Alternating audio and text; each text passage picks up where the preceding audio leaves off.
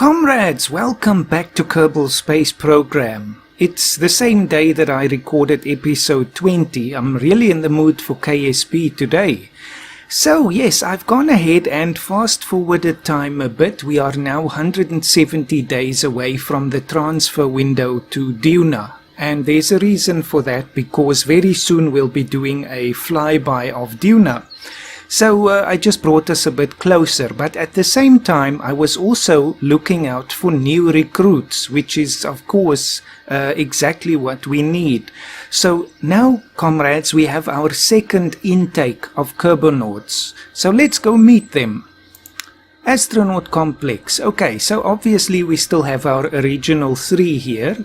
Then I also hired a whole bunch of other scientists because I think they will form a key component of our missions going forward. So we have Karen Kerman here, Carlin Kerman, Jim Kerman, and there's one more, Barbara Kerman.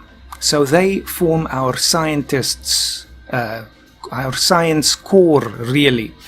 Then of course we also have some additional engineers. We have Bill of course, but then we also have Nanny Kerman, and Nanny is of course incredibly intelligent, which is why I hired her. Then we also have Calbury and Melemony, and Melemony is another one of these geniuses. Then finally, of course, pilots. We need pilots, especially after the loss of Valentina. So we have Jebediah, and then we have Megan and Newbert and Nancy Kerman. So there's our 4 pilots now. So let's go back out. Now, comrades, what's on the agenda for today? Really, the next step that we have to take is the launch of the Gemini craft. Now, of course, in a sense, it's not really new because we have already launched a 2 Kerbal craft. But really, the Gemini, I would say, is almost, it's a safer craft, I would say, really. So we're going to rely more on that now than on the Voskhod. So let's have a look. I built this again. It's been a while since I built it, but it should be ready to go. Of course, we do have to add the life support components to it as well. So let's have a look.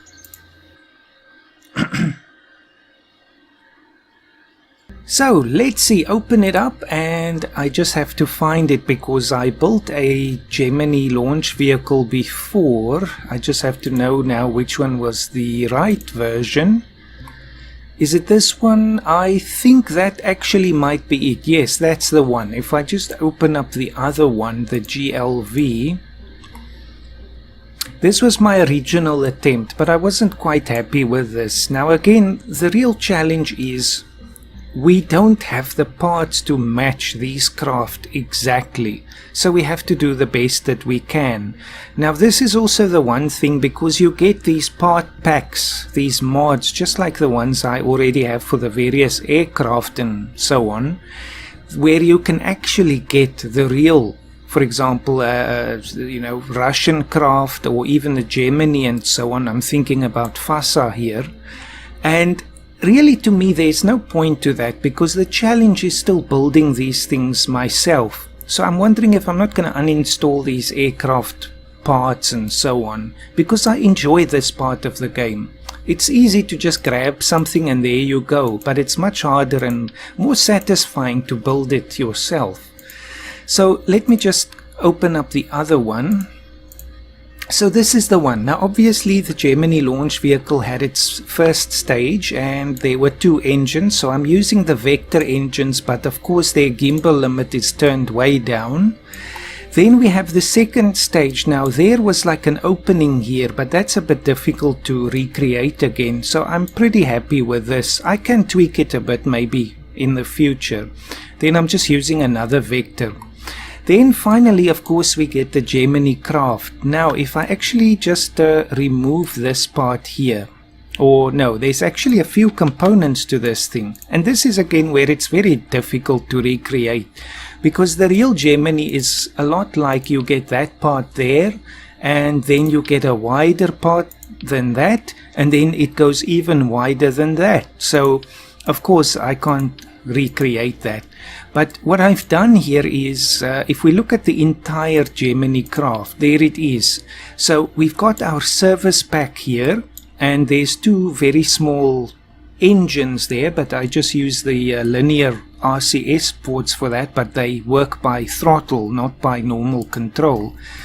Then after the service pack, we, well, let's start from the top, because this little nose cap is just here to protect the craft on the way up. So obviously we'll jettison that. Then we have the docking port. Now we're not going to do the docking yet, but at least it is available. So there we go. You see, this part looks a bit long, but if you look at the real Gemini again, the nose cone section is actually quite long compared to the rest of the craft. So I think the general scale is actually more or less right, or at least more or less where we can think it acceptable. Then of course we have the service pack. So once we're done, we ditch that, and there's a lot of batteries and things in there. I'm going to put life support there as well. Then we have the re-entry pack. Now with this, again, the easy thing, or the I would say the more appropriate thing, is to use solid fueled boosters there, or engines. But the problem is the small ones are not enough anymore, like they were with Gemini, to return this heavy craft back to the ground. So obviously the next level up is, let me just find that, is this one, and that's not going to work. So I just went for these small spark engines, and of course inside here is a bit of liquid fuel as well. So once we've finished our re-entry burn, we ditch this thing, and you see there's a bit of fuel. Then we have the final craft, and there you can see more or less, you know, the proportions. Now to actually pull this off again with getting two Kerbals into this craft, I took the command pods and just sort of clipped them in here. But with that I don't have a problem, because this brand adapter here, the Rockomax brand adapter, we can imagine it's empty, it's hollow, it's just a structural component. So I have no problem with that. Then of course we have the two capsules, and they don't clip into each other at all. So then we also have the sense of two doors, and that was the case with Gemini. Each pilot had a door. And then, of course, during the re-entry, we still have our docking port. This was not used, of course, to transfer crew. Then we ditch this. Then we have our initial parachute to slow us down. And then we have the final parachute. So I think we're still going to hit quite hard. That's why I used two of the Mark II radial parachutes, unlike which we saw with the Voskhod, which had just one. And that's why we have the boosters, of course, or the retro rockets at the end. Then I just added this little light here. So that's it really. And then of course the antenna. So I think it's a decent creation. I'm proud of it, so I think we can take this quite far. So let's just open this again without saving. There, now of course the real, not the right one. There it is. Now of course we have to get the life support things. Now if we see with two crew, we're going to have just 3 days of supplies, which is not a bad thing, I think. But we can always add a little bit more to that. So let's have a look. This would be under life support. Now I have to think. Really the best place to put this would be here in the service pack. So let's use the very small one. I'll just put it here, and then we can have a look. Now we have 37 days of food. That's not what I want. Where's the general one? Water filters, there's the general one. We'll use the smallest one. So now we have about 18 days of supplies, which is a bit too much for right now, but that's okay. We pack for redundancy.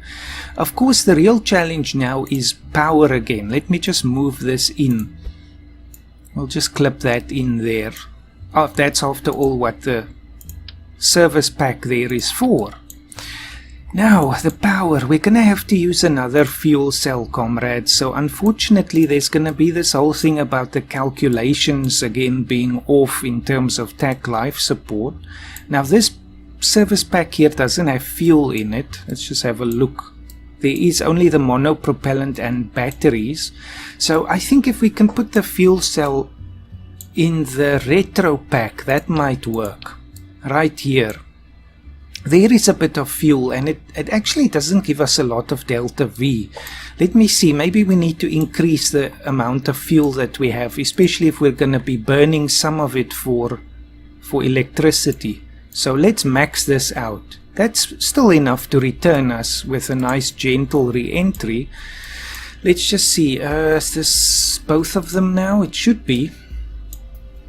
It's always possible to add another tank here, but I think this will do. You know, I have to say, I really like this. I think of it as like micro-engineering in Kerbal, where you really have to think about very small parts and things. You don't just slap things together. So let's throw on a fuel cell. This small one is perfectly fine. Of course, we have some more options now with these various mods, but let's keep with the original. The center of mass is slightly changed by this, unfortunately. I don't want two fuel cells though. You see, it doesn't really do much. Let's put it somewhere here on the bottom, or should it be on the side? Well, what we can do, this doesn't weigh too much. It's 0.05, so I think what we could get away with, unfortunately, of course, we can't actually install it on that fairing there. Let's just think about this. What if we install two of them? We can say the one is for redundancy again. Just have to now do all of the rotations and things. Although again, having two right there is not going to look very nice. Interesting, this is a new challenge. Let me think about this for a moment, comrades, then I will get back to you. Right, comrades, I just decided to use one fuel cell. I think it's going to be fine because it sort of offsets the mass of the light and the antenna. So it really, I think that's perfectly fine. We don't need two of them, and that's a bit more unobtrusive there, or inobtrusive. Now I just have to think again, how did I put this thing together? Probably just there. Let's just move it back up now. Just like that. That should work. Then we just put the rest of it. Oh dear. There we go. I'm just using that so it sort of covers the engines there. And that's that. Let's just make sure this whole thing is put together correctly. Otherwise we're going to have a big disaster here. We don't really have an escape system on this thing. So we have our engines. Then of course we have these little separatrons pulling the first stage away.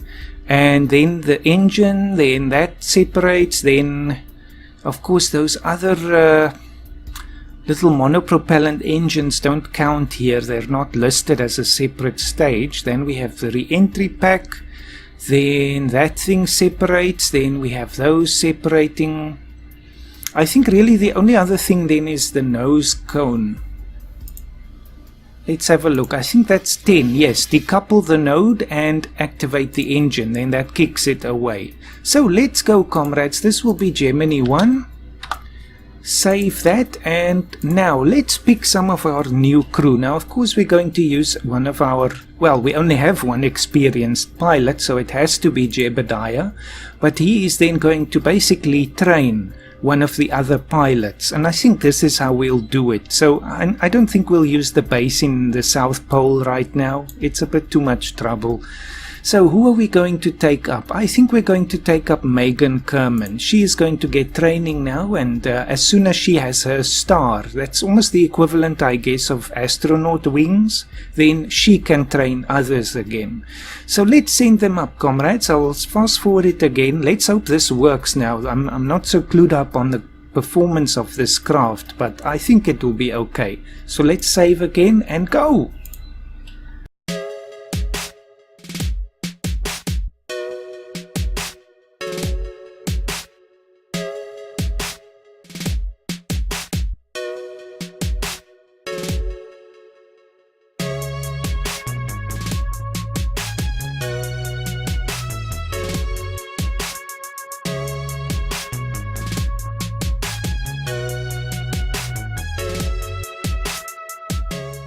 Warning, warning, we have big problems here. Okay, there's aerodynamic issues with this craft. Luckily, we have an abort very high up in the atmosphere, so that's not an issue. This is going to take a bit of thinking to solve now, because I think it's just this long nose cone that catches the air, and then of course it flips the whole thing over. Oh well, let's abort this thing. I'll just go through the motions now. Separate all of the packs. They all separate smoothly. Let's just make sure. Yep, perfectly smoothly. And then we'll just go with a normal re-entry. Let's just dump this cap now. And yes, so it's unfortunate, but everyone will survive this one. That's really the key thing.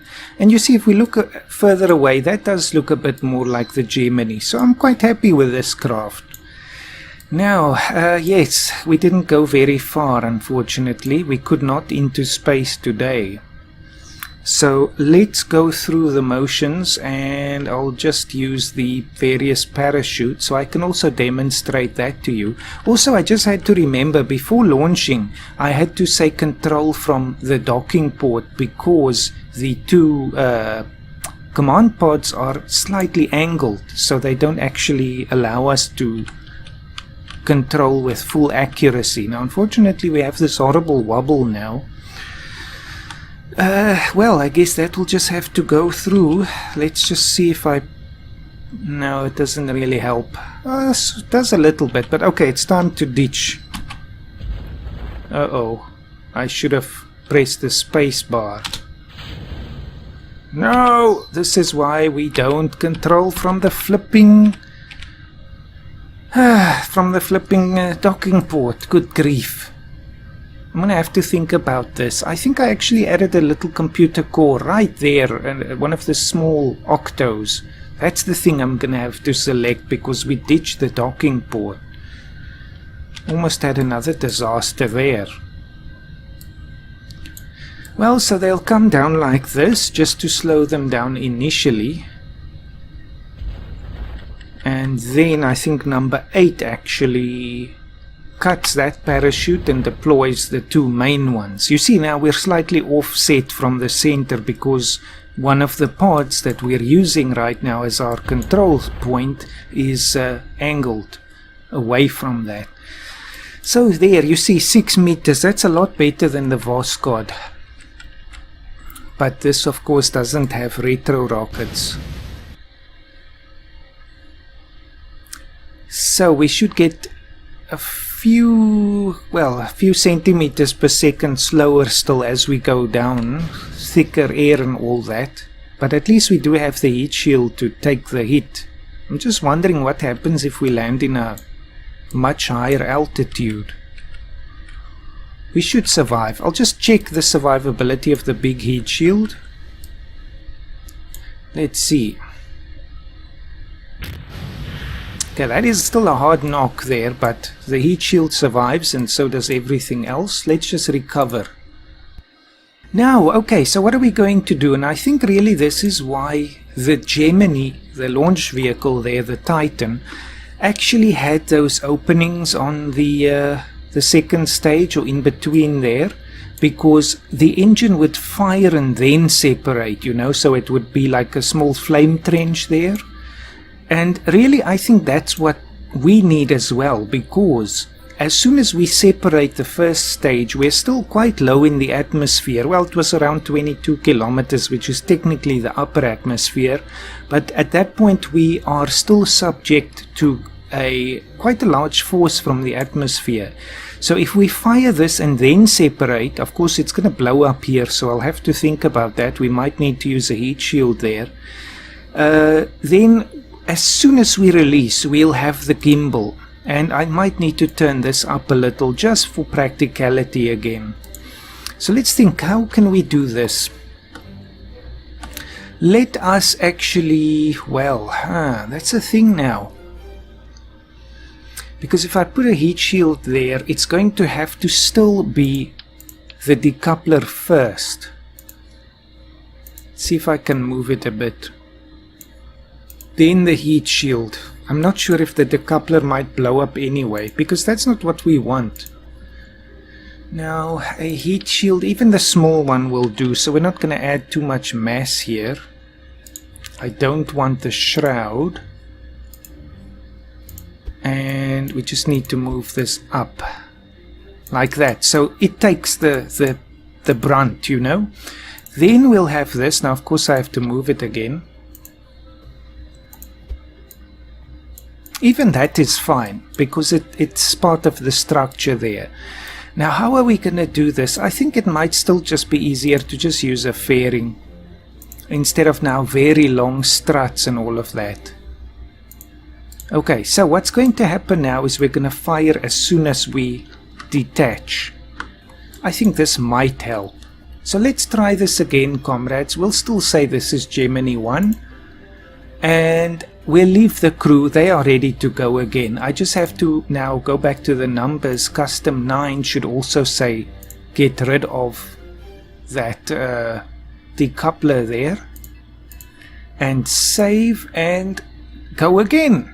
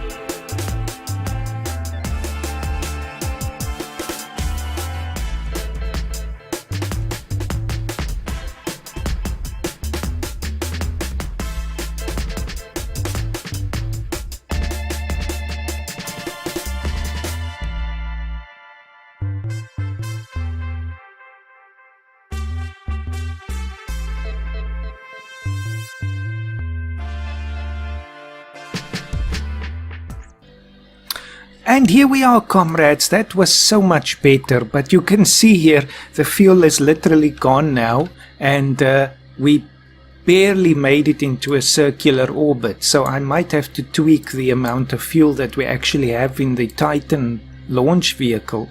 But that's it. Let's separate now. This should have a very low separation force.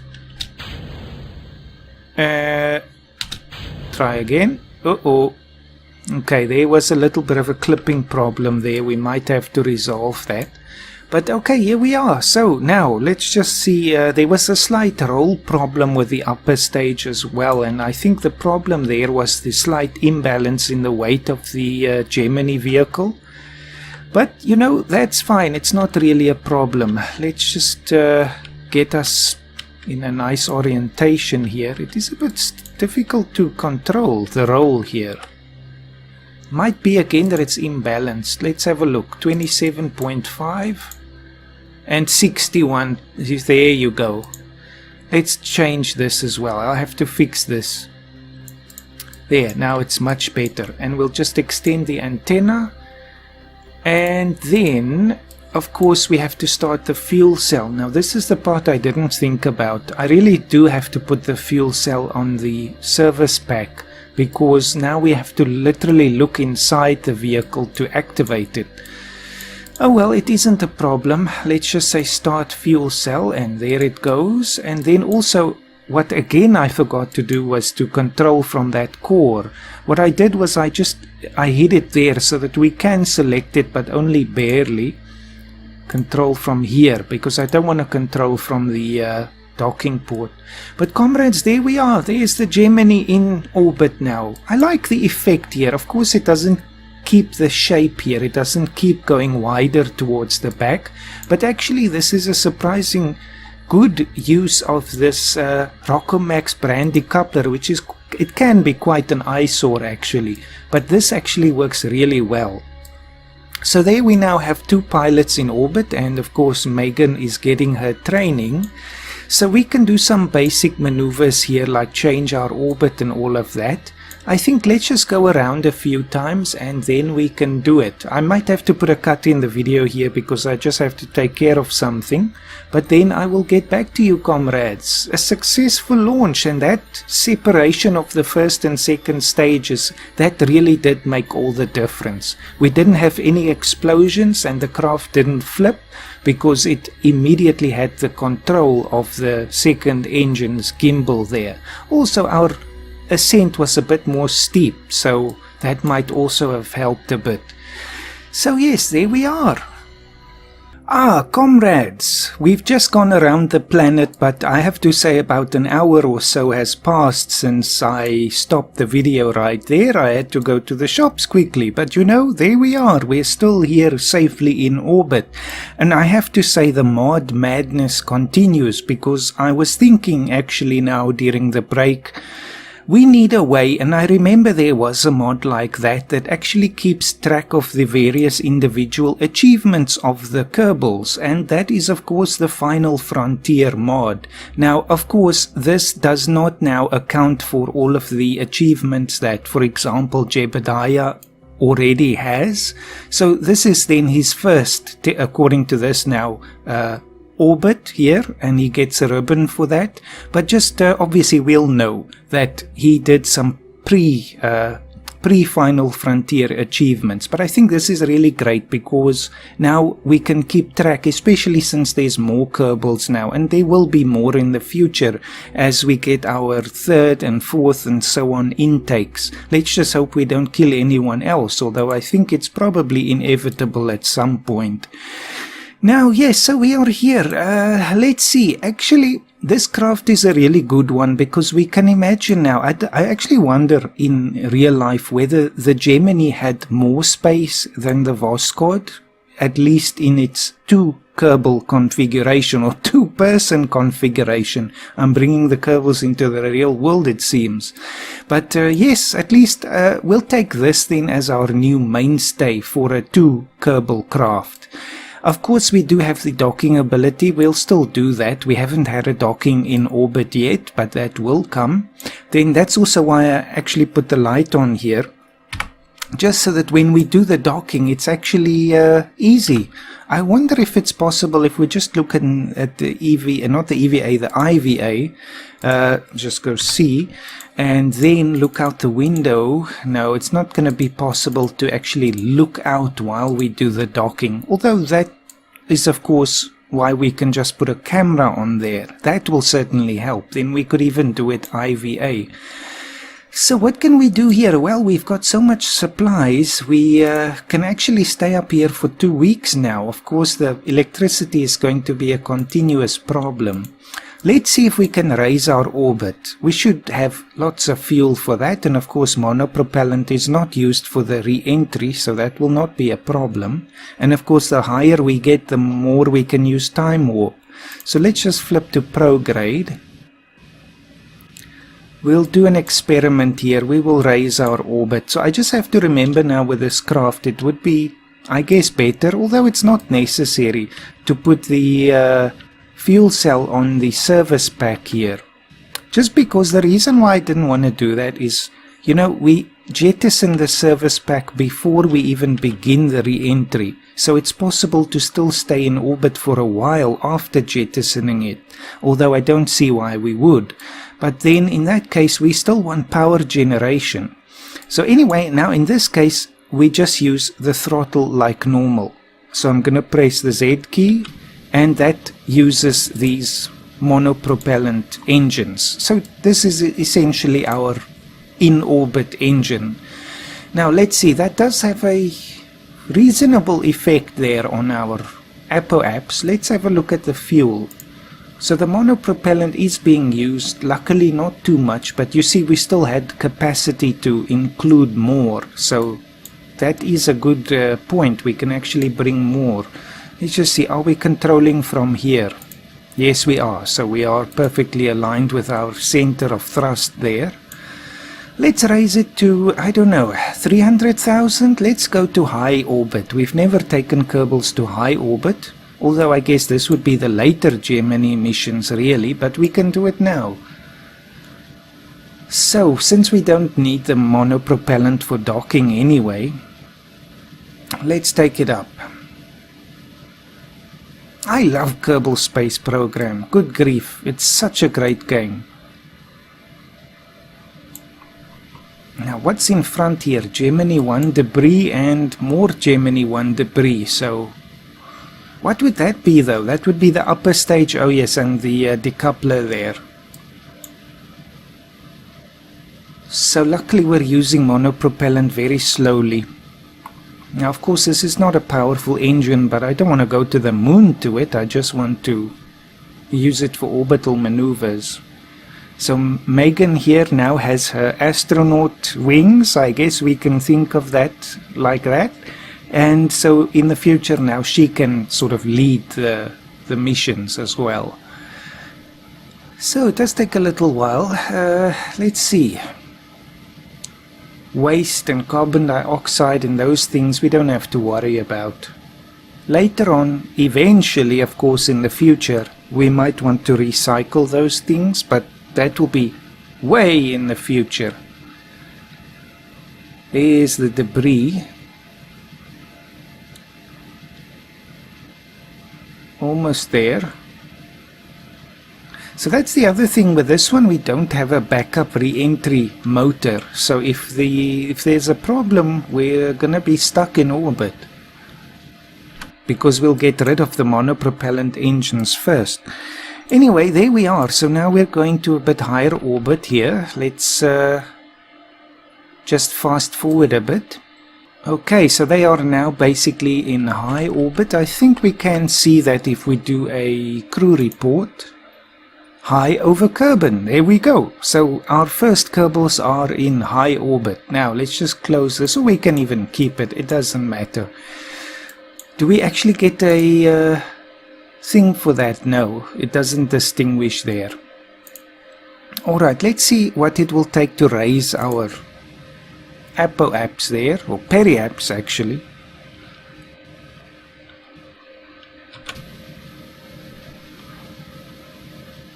So yes, slowly, but again this is not an issue. Then we'll stay in orbit I think for a little while. I'll have to fast forward here while we're having the craft active, but that's not an issue. Then we can just actually stay here, I guess 2 weeks. We'll push the endurance limit. Just because we can. Then in the next episode we're doing, I think it's Mariner 4. But it's a flyby of Duna, so then we'll be moving away from our crewed missions for at least a very little while. So yes, let's speed this up if we can. Just use physics time warp. And the monopropellant, I wonder, we should have enough. Of course, this is not a very efficient burn. Our apoapse is climbing as well. Oh, it doesn't matter. We can stop right here. So let's fast forward a little bit, and then once they have been here for 14 days, I will get back to you. Okay, actually I'm going to have to stop us here. Just because I'm realizing we're actually using a lot more of the fuel than I was hoping. Now this is maybe because the craft actually uses more electricity, though I can't see why. Or it's just because we really don't have a lot of fuel on here. There must be more empty tanks somewhere, I can't really remember.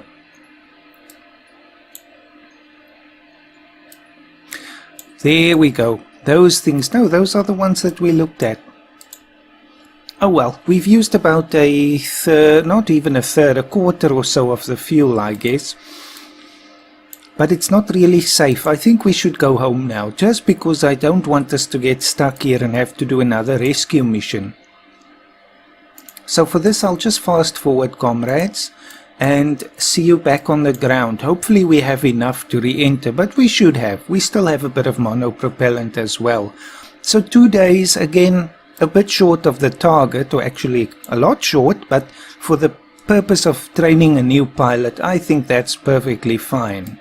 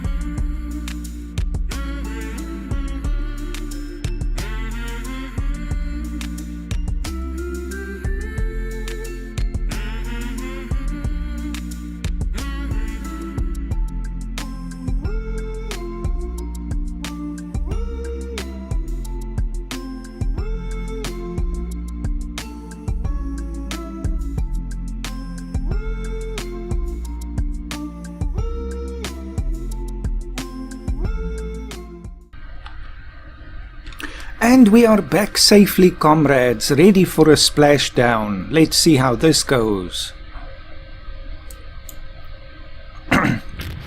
And there we are.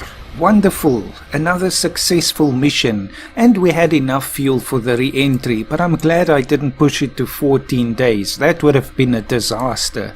So we'll have to take account of these things in the future. I just have to fix a few things with this craft also, including the RCS ports being mismatched. But anyway, thank you for watching, comrades. This means now the Gemini vehicle is ready, so we can now start using it more. And I will see you in the next episode. Have a fantastic day.